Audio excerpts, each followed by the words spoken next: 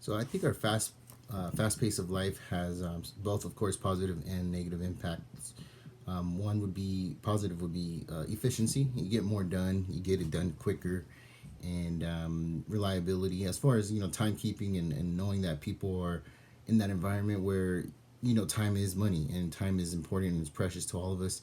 You can rely on people to try to at least attempt to be on time to appointments or just gatherings or any events that are set for a certain time and date. Um, Basically, nobody wants to waste time. So with that environment, we all know we're kind of doing things and we're trying to be more efficient, of course, and experience more, which is my third positive.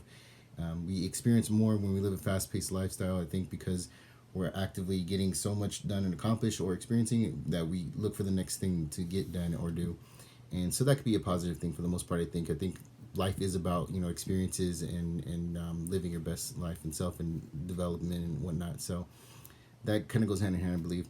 As far as negative impacts, there's a bunch as well. Of course, there's physical ailments such as like eating too fast. I know a lot of times when you're living a lifestyle that is pretty fast paced, you tend to go for convenient items when it comes to food, like fast food, or you just eating fast because you're trying to do something else or get back to whatever it is you were doing before you started eating. The only reason we eat sometimes is not just for the enjoyment, but just because we need to sustain ourselves and our bodies and feed ourselves and fuel, add more fuel to our bodies to continue doing what we're doing. So kind of treating it almost like a machine of sorts. But that comes with indigestion and heartburn and things like that, or just a bad diet, which can lead to different issues and concerns. Of course, stress is another one. When you're doing a lot of things so fast paced, you can get really stressed out. Multitasking and things like that can be very distracting for some people. I know I do multitask a lot, but it's really bad when I'm like driving, for example, and I'm looking at my phone and I realize I have a text message. I'm at the stoplight and I try to send a text back, things like that. Distracted driving, even eating in the car, like from a fast food restaurant, that causes a lot of car accidents. Even people lose, their lives potentially, but also they can get in a bad accident. It could cost them a lot of money.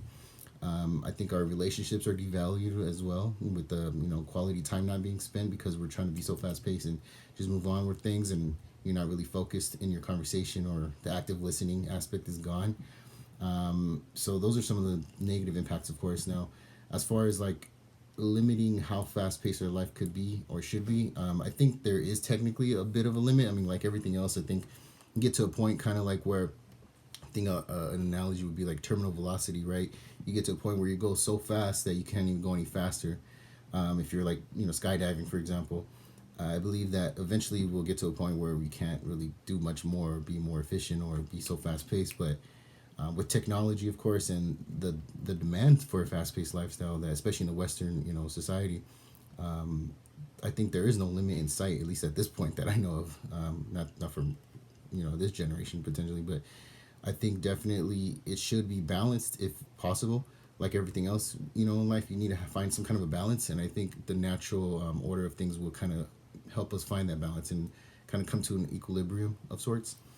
So I think if anything, that's how it would also be determined, is just the natural order of things, and based on our environments.